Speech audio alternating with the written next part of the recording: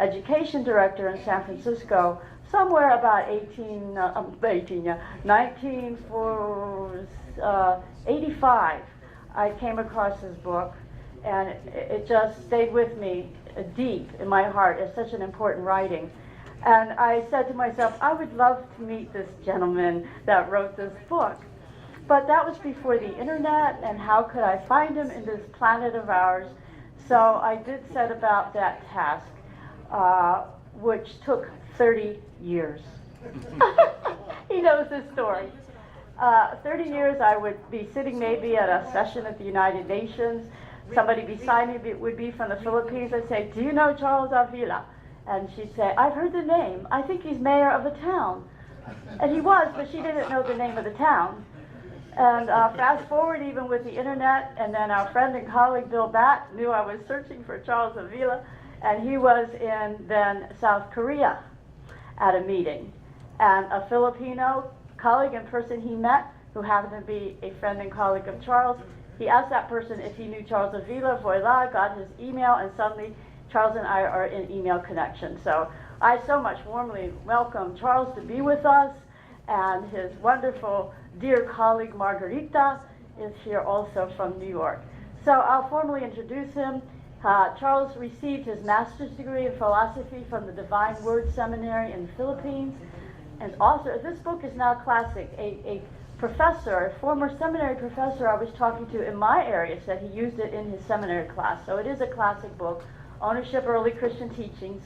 He's now the executive director of the Confederation of National Coconut Farmers Organizations of the Philippines, director for social justice of the Lay Society of St. Arnold Jansen, and staff writer of the Catholic Bishops' Conference of the Philippines. That journal is called Impact, for social transformation. Former mayor of the town of his birth, he served as a consultant of the United Nations Food and Agriculture Organization, as Secretary General of the 18-nation Asian Cultural Forum on Development, a research fellow at the Centro Intercultural de Documentación in Mexico, at the Institute for Food and Development Policy in San Francisco, a staff writer of South Magazine in London, a lecturer on agrarian reforms at the Land Reform Training Institute in Taiwan, and Deputy Secretary General of the Philippines Congress of Agrarian and Industrial Workers. Based in Manila, he continues to be involved in the Coconut Levy Funds case, mining issues, and the cause of the peasantry. Welcome, Charles Avila.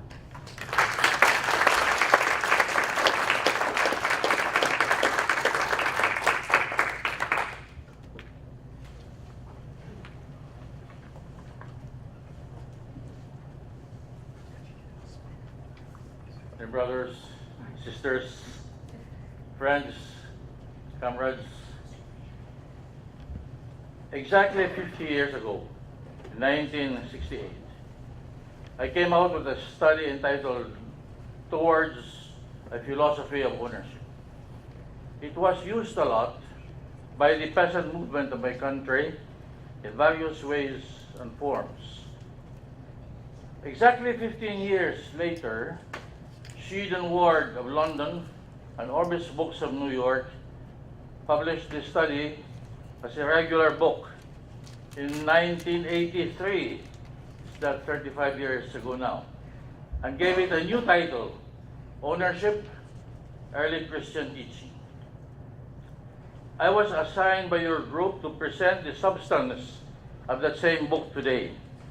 I am, of course, more than pleased and honored to oblige. I have done quite a few things in my own life, a long one now, in revolutionary movements and academia, in governments at national and international levels, this sort. But one thing I did ages ago dogged me down the decades and the long years, and it was this act of exhuming and exposing to light and life what otherwise had long been dead and deeply buried. I refer, of course, to the early Christian teaching on ownership of property, and in particular, on the ownership of land. At the very outset, though, before I start my presentation, let me just say to you that the man who has gathered us here together today, the man after whom your organization is named, the man who was born in 1839 and died in 1897, whose book, Progress and Poverty, had been a bestseller for more than a century, whose teaching was little understood and even less frequently applied. Yes, that man, I discovered, was not merely one who walked the earth for a few decades in the 19th century. No, Henry George, I discovered, was a much older man. A few thousand years old he was. He was in truth, believe it or not, an Old Testament prophet and an early Christian philosopher reincarnate. It seems that he had been here on earth before. He just came back in the 1800s using the name Henry George for the purpose of addressing the same millennial problems of land ownership and the slavery of peoples and the poverty of its plenty, due to a few having duped the many into being allowed the ownership of the whole world for themselves alone. And I have more than a suspicion that he will keep coming back until we solve this biggest of all social issues, namely the issue of the ownership of property and in particular of land. Okay, the phenomenon of poverty amidst plenty and an ever-widening gap between the few rich and the many poor is not new at all. Or should we just say, borrowing a phrase from St. Augustine of Northern Africa in Hippo, whose feast the world celebrated the other day, by the way, that it is ever ancient and ever new. Tam antiqua et tam nova. But it demands a categorical solution today, after such a long time now. Indeed, how much longer can humankind tolerate this hideous injustice and unthinkable anomaly? Choose your data, and you'll all be generally correct if you note that today, less than 1% of the world's population holds 50% of its wealth. The majority of the world is majority poor. A tiny minority unceasingly robs the many of what rightly and morally belongs to them. And so this gap between the minority rich and the majority poor keeps growing so precariously, becoming ever more explosive.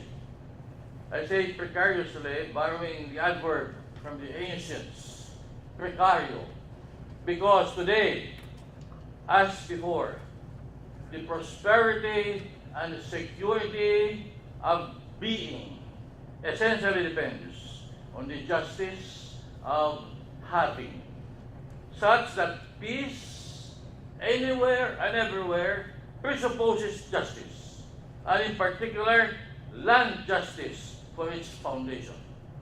The wealth, poverty, war, and peace question remains essentially what it has always been, a question of ownership. Okay, what then does it mean to own?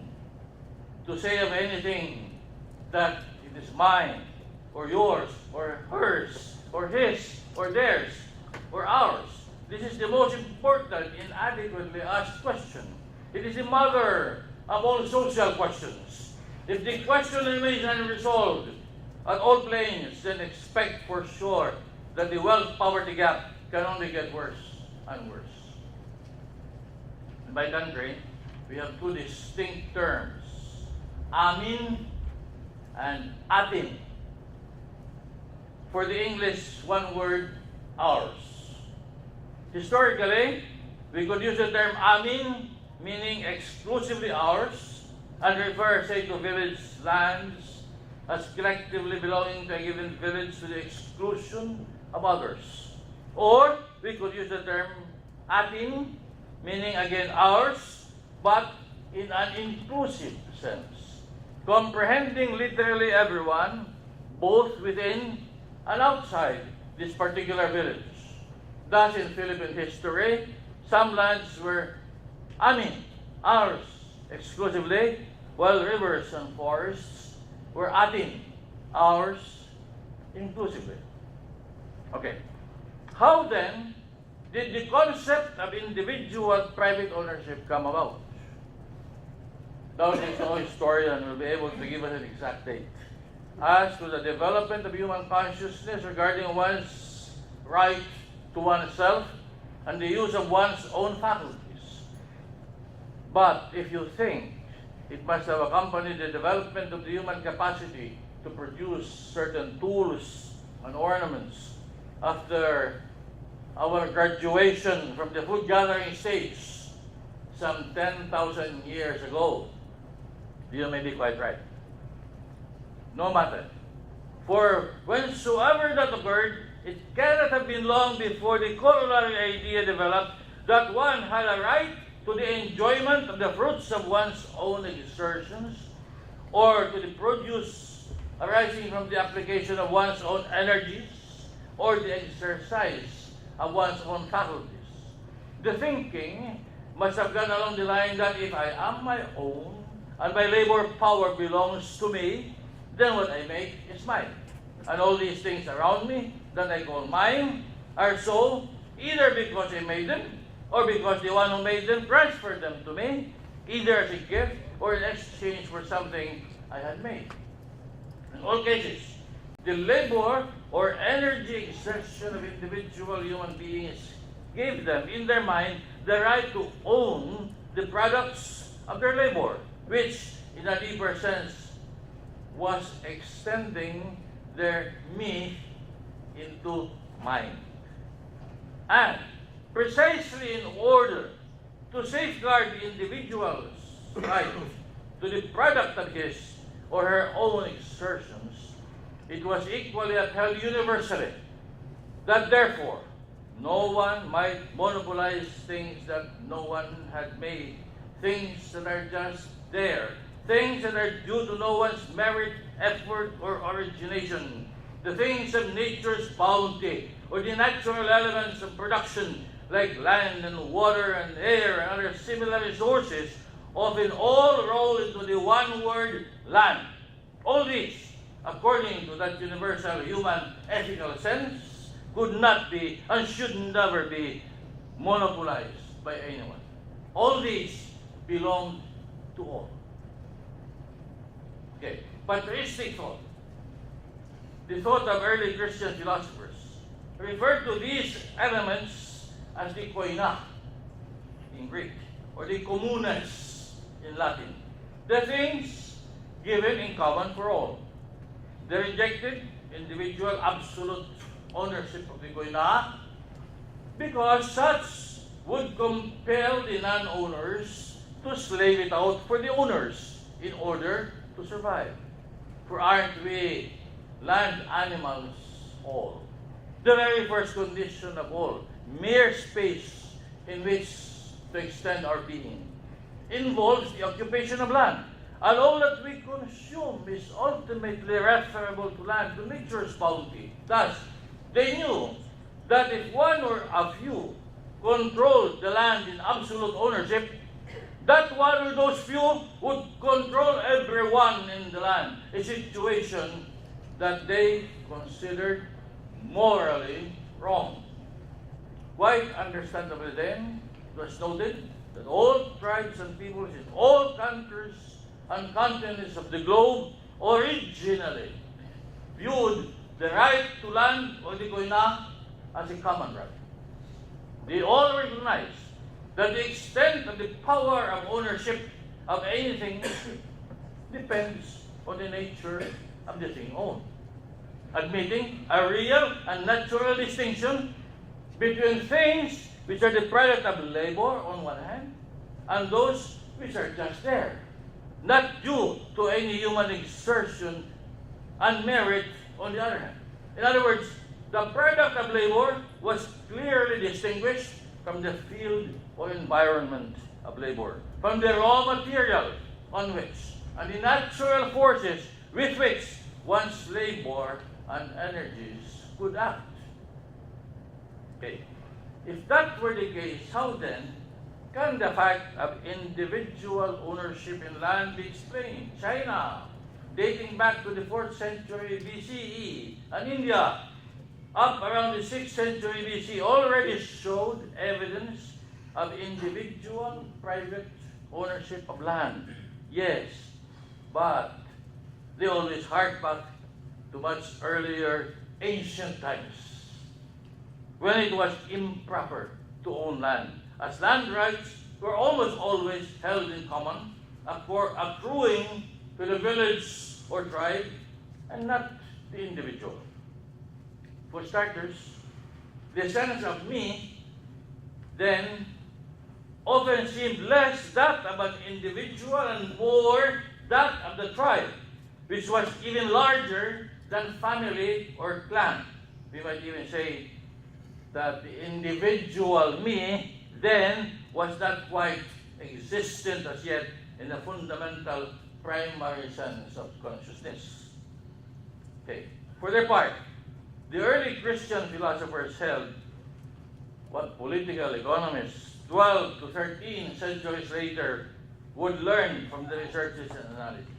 Historically, they said, example, Saint Basil the Great of Cappadocia, Saint Ambrose of Milan, Saint John Chrysostom of Constantinople. They said, whenever private ownership of land prevailed, it was always the result of usurpation, arising by violence and force, war and conquest, or outright robbery. In time, these violent acts of deprivation would be reinforced by the clever use of superstition, religion, and the law. Not natural law, positive law. It was in Rome, very early on, that the concentration of property in private hands began, based on the foundational and legitimizing idea of absolute and exclusive individual ownership in land. When a Roman said, "Meum est," this is mine, it was a relationship between me, the owner, and this thing, or not so much that relationship, as a relationship between me and all other people whom I exclude from the disposition of this thing, my property. Without exclusion, there was no ownership in Roman law. But there was a time in Roman antiquity when land, or at least the greater part of it, could not be owned privately. In the words of the ancient Romans, the corn land was a public right. But then the patrician families, illegally at first, contrary to custom, succeeded in carving out private estates from the public domain.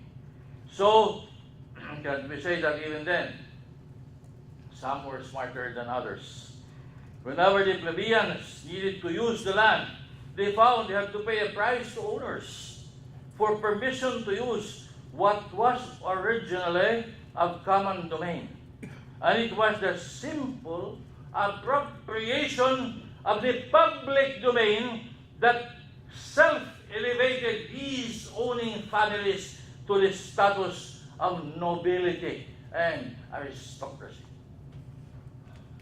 The tragicomic thing, however, is that ownership, even though achieved by plunder or arbitrary appropriation, nonetheless was considered sacrosanct. Philosophically and in theory, the sacred power called dominium or proprietas was nearly unrestricted. Anyone who could say of anything, meum est, it is mine, had the power over it to have, to hold, to use, to enjoy, to do as one pleased, habere, possidere, uti, frui, licere. Very explicit in Roman law. In Roman law, property or something owned was an economic and not merely a physical conception. Thus, slavery was regulated not by the law of persons, but by the jus rerum, or law of things, because slaves were an asset or economic thing. The law that securely legitimated what patristic thought called outright robbery, beginning with the land seizures by the earliest patricians, and continuing down to the latifundia, or great estates of the late Roman Empire, was this Roman law conception of dominium, or ownership. Dominium was the ultimate right, the right which had no right behind it, the right which legitimated all others, while itself having no need of legitimation. Even if at times it was a mere nudum ius, or naked right devoid of practical effect, it was still dominium, the right of using, enjoying, and abusing, jus putendi, fruendi, et abutendi. Why did people, the plebeians, not seek to change this unjust conception of ownership? Big question. The reason may be found in the belief of small landowners that the concept of dominion would guarantee them the little that was theirs, and that it would be sufficient protection from the clever and insatiable land seizures of the larger landholders. The plebeian movement could not understand and failed to demand reversion to very early Roman custom, which, like elsewhere, generally refused to recognize private property in land. In 367 BC, following a decade of violent agrarian unrest, the Licinian laws were enacted, which were a kind of limited land reform. These reforms, however, retained right of ownership as absolute in nature, although it was conceded to more people. Given this legitimation of an unjust philosophy of ownership, however, it was a question of time before, as Pliny said, the great estates ruined Italy. For a time had come when in Italy, according to Tiberius Gracchus, the wild beasts of their holes and their lairs where they can rest. But, he said to them, you who fight and die for Italy's power have nothing but air and light, which are about all you cannot be robbed of. You roam with your wives and children without house and home. Okay. With a continued appropriation by a few of larger tracts of land, the need for war and conquest grew apace. Property and war are very close first cousins. More slaves were needed to till more lands for profit. The Roman army was a free peasant militia composed of owner-tillers and citizens who went to war for the homeland. They did not always come home rich. Sometimes they came home with many slaves. More often than not, they returned to ruined farms. When this happened, the temptation and tendency for sheer survival was to flee to the towns to become the rabble, the lumpen proletariat, or turn to banditry and petty crimes. When caught, as not seldom happened, they could be crucified, or more frequently, just suddenly enslaved. To the absolute owners, slaves were a good thing. They were cheap and could be sweated to near death without second thought. It was different before, when slavery was a family affair, literally speaking. Daily association between the master and all the members of the family, including the domestic slaves, raised the latter to the dignity of human beings, just about.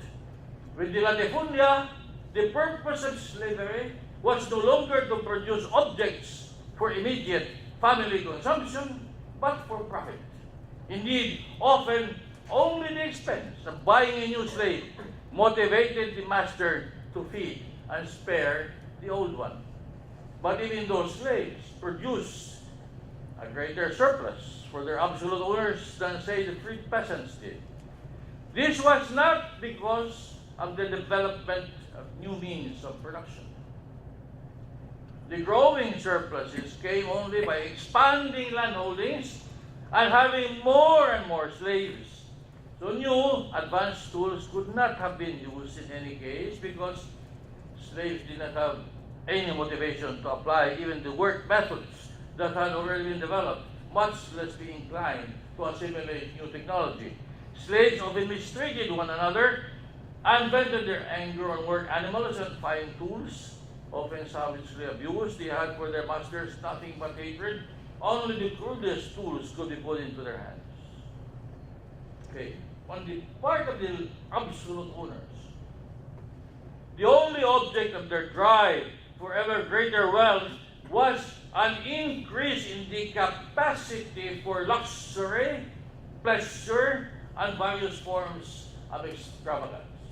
You have toured Italy and Florence and all over this place. You know what I'm talking about. The crafts and trades that developed among free workers were in luxury items like salves and pomades, paintings and statues, lavish and showy construction projects, and whatever else the large landlords required for the competition in pleasure, luxury, and ostentation. Indeed, the absolute power of ownership brought the landlords of ancient Rome to an exclusive world of privilege that seemed to sweat riches at every pore. And yet, in reality, at its very height, that society was doomed to death. Their absolute power of having had now endangered their very being. A decline in the slave economy followed the decline in Roman military success, which was in turn the direct result of the decline in the condition of the free peasantry. One would have expected the decline in the slave economy to have brought about the renaissance of a stronger free peasant economy, dictated by a nation's enlightened self-interest, yet it did not. The owners of the latifundia simply had no intention of giving up their absolute ownership of the land. It was nice to have. To do so would have been tantamount to parting with their power and privileges voluntarily, something which the powerful and the privileged generally seem unable to do. As you know, even senators who had salaries because they took an active part in government had additionally vast agricultural incomes from mere ownership of land. Newcomers with the senatorial order who at first paid their fortunes by means of salaries and other office perquisites sooner or later invested in land, increasing their holdings by land grants from the crown to ensure that their descendants would be large landlords themselves. Okay, as the Roman Empire entered its military and hegemonic decline, slaves became more difficult to come by. For 2nd century, Common Era. Unlike any commodity in short supply, more expensive. While some landlords returned operations, others turned to free tenants for the necessary labor. Technically, these colony tenants or serfs were not slaves, but they were bound to the land registered by farm and landlord. The landlord-dominated legislature forbade them to abandon their farms. And so these free tenants, so-called free, still look very much like the property of their masters and mistresses. But in a deeper sense, they were in fact paying a high price for the privilege of being allowed to maintain themselves and their families on and from land they did not own.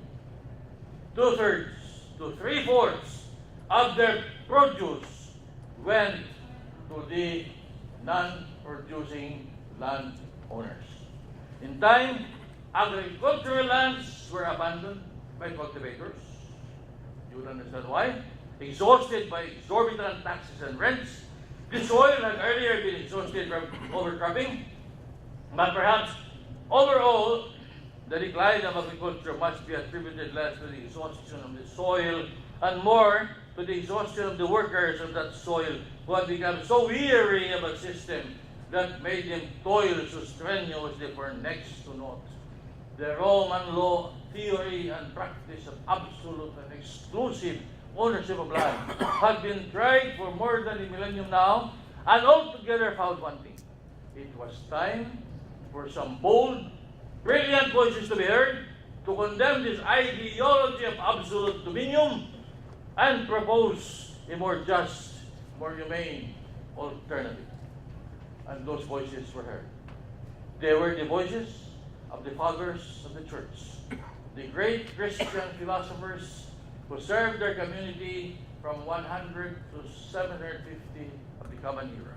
They attacked the established ideology and proposed a new one. Heard but not attended to in their own day, these voices deserve a rehearing and attention today.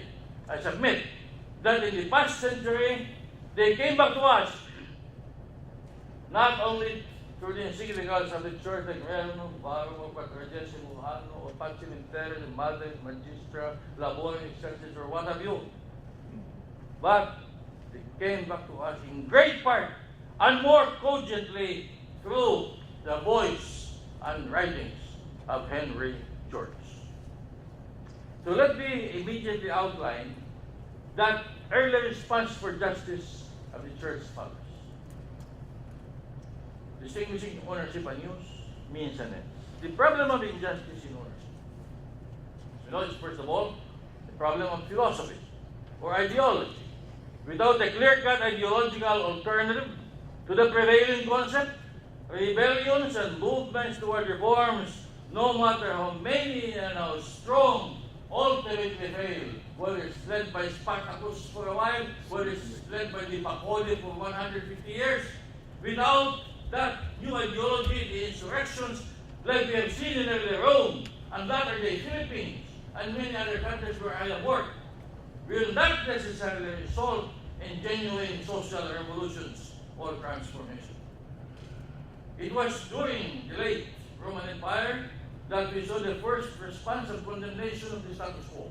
It came from persons now known as first Christian philosophers, or in the discipline of theology, those called church fathers, patres. The study of their teachings is called patrology, and their period referred to as the patristic period. They strongly and clearly condemned the unjust Roman law concept of ownership. They also proposed provisional programs for transformation of the existing practice into something new and more just. But of course, I have entered now the chapter on believe it or not, because all this many hundreds of years, they remain buried and deeply a big secret of the very churches that regard these people as saints. They went back, first of all, to the original religiously inspired distinction between what they called ta koina in Greek, things which by their nature were common for the use of all on the one hand, and what on the other hand they called ta ilia, or the things which by their nature and function could be justly owned privately in order to be properly used. A distinction was made between the right to own and the right to use. Udi and Rui and the concept of dominion. The right to own is not an end in itself. Rather, it is a means towards the end of proper use. By their nature, certain things cannot be properly used unless they are somehow privately owned. You can think of many things, right? Like that. By the same token, however, other things can be properly used only if they are not privately owned. The classic examples in modern times of G.K. Chesterton from England. He said it's a toothbrush, for instance, must clearly be privately owned for us to have a chance to use it properly. But we do not only need toothbrushes. We need other things like air. Can you live without air? Not for a few minutes. Can you live without toothbrush? Of course you can for a long time. Although your neighbors will not begin to love you after 2 days. But who would think of owning air in order to use it properly? In the Philippines, a few decades back, there were some 20 million people when I was growing up. In grade school, the teacher would say, "What is the population of this country?" I would answer very fast. 20 million people. And about 12 million hectares of arable land. Now, there are 5 times that number of people. Or more than 100 million people. And still about 12 million hectares of arable land. The Lord of creation is joking. He's allowing the creation of more people, but has seemingly stopped creation of new lands. In such a society, therefore, what would be just with regard to the ownership of land? Okay, if land ownership is merely a means to the proper use of land, question: what land use and land ownership programs would be realistic enough to follow a moral philosophy of having? Clearly, the question is crucial if one expects to have peace and prosperity of being. In the end, all wars of neighborhood wars, or the wars in Marawi City in the Philippines, is not about religion. Believe you me, I have been participant in many wars during my little short life. And it's always about property. Ultimately, it's about the land. A given community may therefore and must therefore agree among themselves. For instance, that the purposes of land are, say, food security for all, decent habitats for all, and an ecologically harmonious economic regime for the common good. The absolutist, exclusivist Roman law concept of dominion must be relativized and made inclusive with regard particularly to things of nature's bounty, things which by their nature were clearly made for the use of all, which the early philosophers called takuina. In the view of this early philosophy, dominion belongs to the one absolute owner of all creation. In this view, we do not even own ourselves, absolutely speaking. Hence, we cannot just do whatever we want with ourselves because we only own ourselves, not absolutely, but relatively to the ends of human life on earth. That's why I'm warning you, my friends. Do not commit suicide. The reason why suicide is considered sinful and illegal is because we are not absolute owners even of our own selves. So if you commit suicide, that will be a crime and you will be put in prison. Thus, the moral philosophical view was advanced that human ownership of anything at all must be regarded in the nature of stewardship, not as in the Roman law concept, in the nature of an absolute and exclusive dominion. And a steward versus a dominus or absolute owner is indeed one who has the right and powers over property, but not absolutely. Not in any way he wants or she wants, but merely according to the will of the real or absolute owner of all things. Early Christian thought challenged people to see that the Roman law idea of absolutist and exclusivist ownership was a direct affront to the Christian faith view, which is also the perspective of all the major living faiths.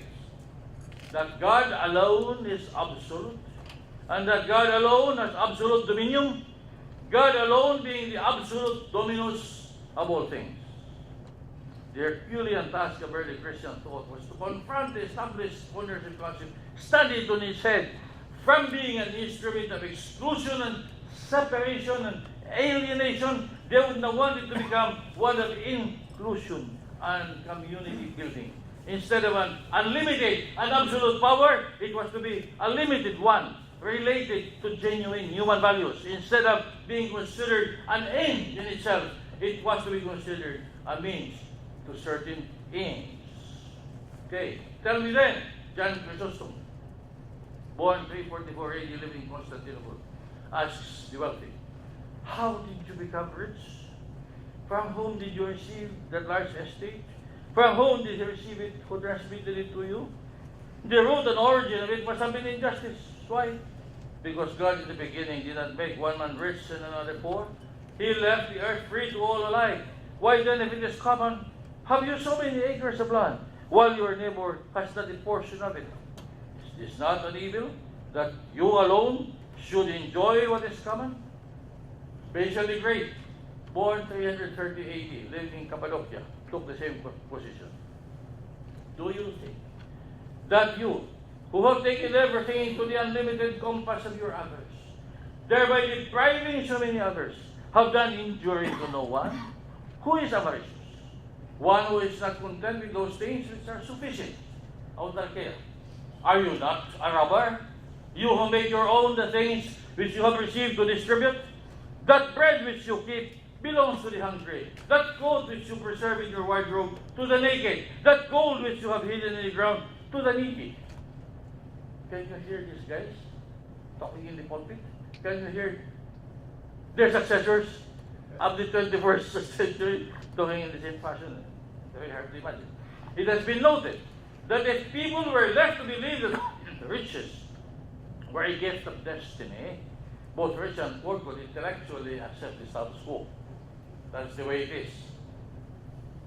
In many countries, for lack of an intellectual, religious, spiritual challenge to the status quo, then it remains that way. Steady. Things will remain the same. But not during this period of patristic time. There were those who challenged the Roman law concept and challenged it strongly. They ignored mere legality. They proposed a new way of looking at things as they were from the point of view of things as they ought to be. Not just from positive law, but from natural law. Not just from legalism, but from what is right and what is wrong. And that was what they did collectively, East and West, Greek and Latin. Unanimous. From the year 100 all the way to the time when, of course, the Catholic Church became one of the biggest landowners. And so it's very hard to talk about these things when you are a big landowner. Right there in Hagia Sophia, their estate office was one of the biggest there was ever invented by human beings, dealing with property. So individual ownership of the koina is robbery. So we had described Roman law.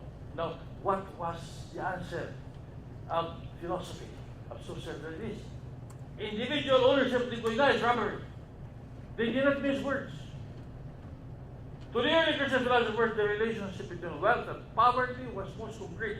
It was the relationship between the wealthy and the poor. This unbalanced and unjust relationship was maintained by what patristic thought exposed as an essentially unjust concept and practice. The so-called right to a de facto appropriation of the koina, the things that should be common to all by a privileged few. The fruits of one's labor may be justly appropriated by the laborer. Sure, John Chrysostom said, if you are rich, reflect that you shall be giving an account not only of your expenditures, but also of how you acquired your property. Whether you gathered money by just labor or by robbery and avarice. He was exiled 2 times. He took that way. Basil 2 points out that the right of laborers with the product of their labor, he asked the landlords, by what right they exercise ownership over the vast estates? Which things, tell me, are yours? Whence have you brought them into being? Whatever you have produced or brought into being may justly be yours. However, it is land that has made the landlords rich. And land is not something they have brought into being. They have merely gotten there first, so to speak. And here's the famous quote, or became famous, made famous by Henry George. You are like one occupying a place in the theater, who should prohibit others from entering, treating that as one's own, which was designed for the common use of all. If each one would take that which is sufficient for one's needs, leaving what is in excess to those in distress, no one of the rich, no one poor. Did you not come naked from the womb? Will you not return naked into the earth? Yeah, he did distinguish Taidya and Guina, as you have said many times. But whether by first occupancy or force of conquest, he saw that they take into their private ownership what should be treated as common for the use of all. He did not agree. They were robbing others of their common property. Clement of Alexandria, born 150 AD, lived in northern Egypt, had pointed out much earlier that food, clothing, and shelter-producing resources are there as God's gifts for all, and that their products should therefore be brought into the common stock for those in need. No one made these resources, he said. They have been provided by God for the good of all. Indeed, they lie at hand. They are just there, Kmite, and are put at our disposal as a sort of material and as instruments to be well used. In Milan, great Ambrose, born 333 AD, lived in Milan, Italy, fulminated from the pulpit.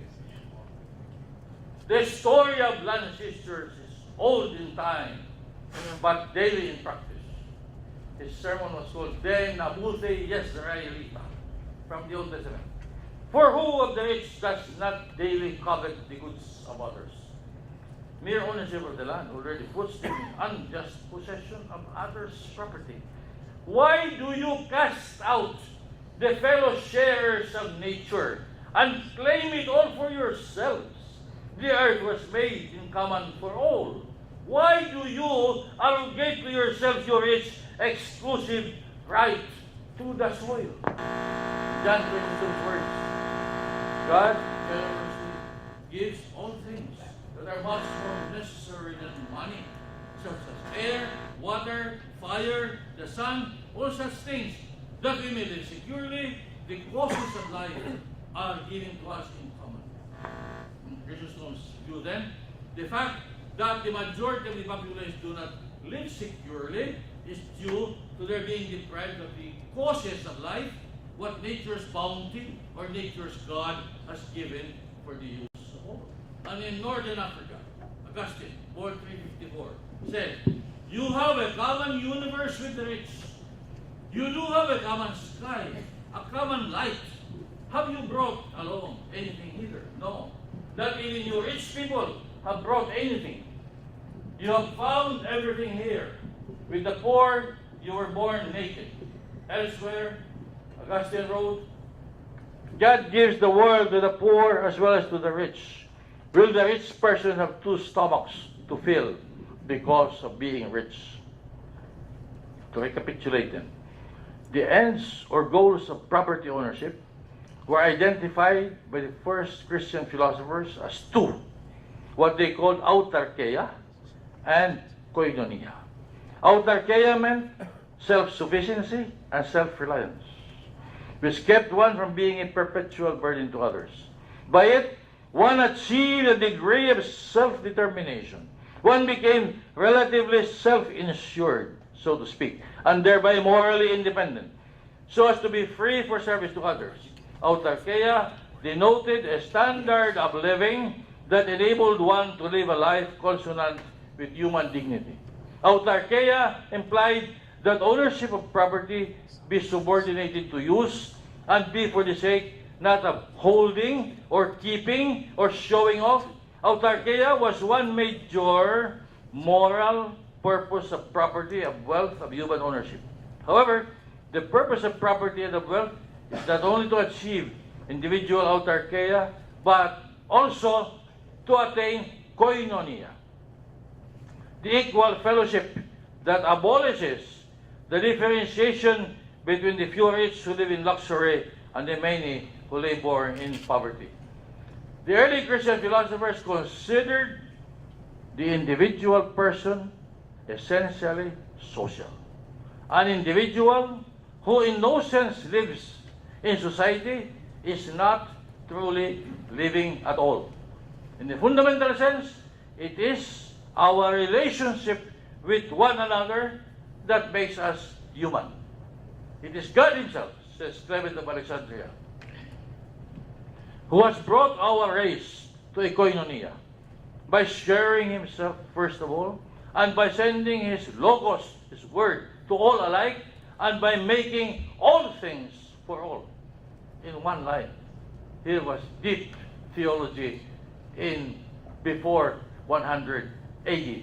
Augustine of Hippo said, the wealthy should certainly not be wealthy at the expense of others being poor. In his view, nothing could be more unjust, divisive, and thus destructive of koinonia than that. The whole cosmos was a koinonia. The whole human race was a koinonia. And ownership of property was not supposed to destroy that, but to foster that. This is the fundamental reason why early Christian thought rejected the Roman law concept of property. The pagan philosophy, in their view, essentially attacked the social nature of the human being and the personalist character of social relations. The early Christian philosophers advanced the view that material things are essentially a means of fostering living community or koinonia. They rejected the idea of absolute ownership, which had only imposed the impersonal character of things themselves on social relations, especially between owners and those whom the owners excluded from their wealth. Thus, in order to solidify koinonia, these philosophers were now asking people to renounce their absolutist and exclusivist ownership of the natural productive elements so that all could share them in common. Their monopoly was no longer to be permitted. Instead, they were now being challenged to restore the true essence of ownership under God, the one absolute owner and Lord. And they had no preference for private ownership either. Thank you. I will go fast. There's a few more things here. Let's listen to them directly. John Chrysostom, private ownership was not even natural. When one, something of a surprise to us today, when one attempts to possess himself of anything, to make it his own, then contention is introduced as if nature herself were indignant. Ambrose, we lose the things that are common when we claim things as our own. Augustine, the Latin language has wisely called one's own property private, for it connotes more a loss than an increase. For all privation is a diminution. Ambrose, private property is not according to nature, for nature has brought forth all things for all in common. Nature, therefore, is the mother of common right, usurpation, in the sense of private appropriation, a private right. Private appropriation, then, as Augustine was to say, is by human law, by the law of the emperors, and can easily be an abuse. It must always be reviewed and reformed accordingly. They called it semper reformanda, always reviewed. No bath to end all baths. You have to take a bath every day. And they denounce it as atheistic and idolatrous to cling to private property that way, to make a god of mammon, and to sacrifice humanity on the altar of mammon. That's a long consideration. I will not go much into that now. And then I'm forgetting because you can read the book anyway afterwards. But always they were affirming human equality. Always they were affirming common origin, common nature, and common destiny. Ambrose says we are all fellow sharers of nature, consortes naturae. But nature, which begets all poor, does not know the rich. The universe, for Ambrose, is manifested in Baruch, is the house of God. Since, therefore, The poor person is your equal. It is unjust that he is not assisted by his fellow humans, especially since the Lord our God has willed this earth to be the common possession of all, and its fruits to support all. Augustine warned us about clinging to property and stick to using it in a manner consonant with our pilgrim state. For like it or not, we all must move on. Wealth and poverty are equally burdens, and both burdens should be shared equally by all. We are sojourners and pilgrims, said John Chrysostom. And after all, what is wealth? A vain shadow, a dissolving smoke, a flower of the grass, or something meaner than a flower. It is not lasting, not worth pursuing with all one's might. It is only something useful and should be used not to divide and destroy common humanity, but to help it. The humanity of each one of us, all co-pilgrims, all down the course of this historical journey of ours, in a manner worthy of our common human dignity. Chrysostom would even go into a detailed experiment on koinonia. I will not touch on that now. And then I would just say, for one last minute, that we are talking here of people almost 1700, 1800 years ago.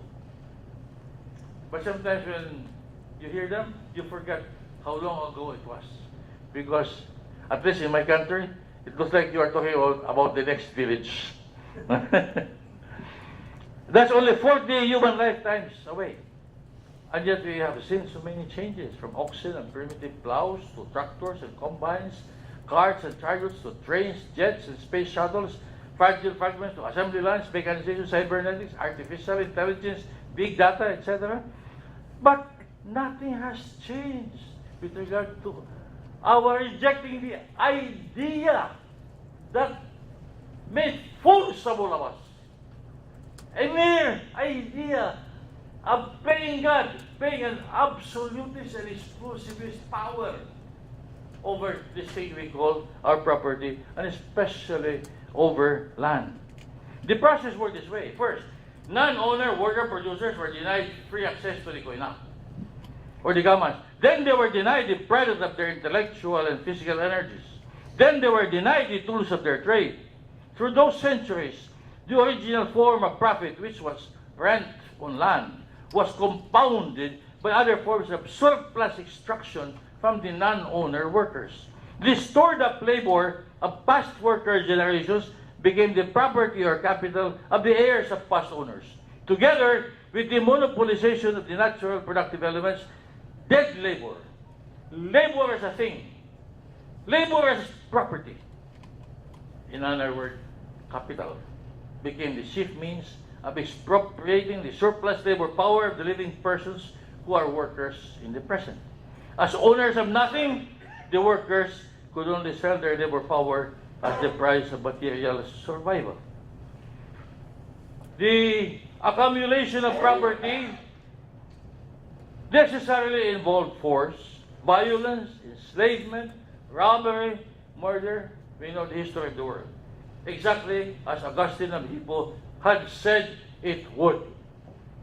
It meant, as Ambrose of Milan saw, that a few would try to own the whole world themselves. Are we talking of our times?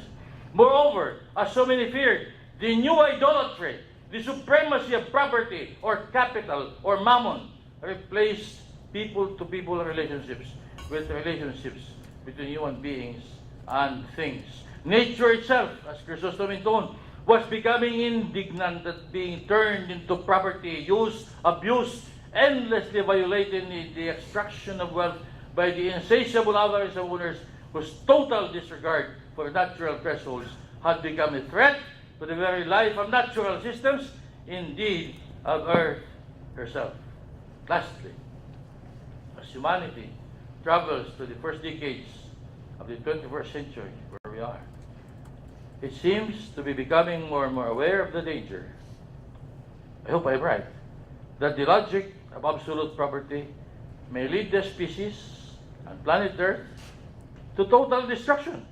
there would thus seem to be no escaping the warning of these prophets through the centuries that the welfare of human being depends on the justice of human having. It is almost too late, but we can always begin anew to struggle to establish true koinonia wherever we are. Recognizing that the koinonia belongs to all. Anybody using any part of it must pay rent to the real owners, namely to the whole human community. And that is the urgent challenge now. To this end, may the Georgist response spread wide and fast. Please count me into your fold. Thank you very much. Thank you.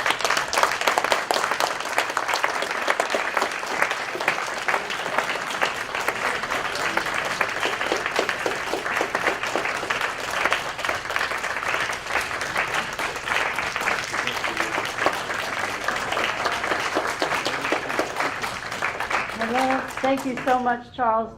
May we all find that great, profound, clear prophetic voice. And I think Charles was an example of the prophetic voice as he spoke. Thank you so much.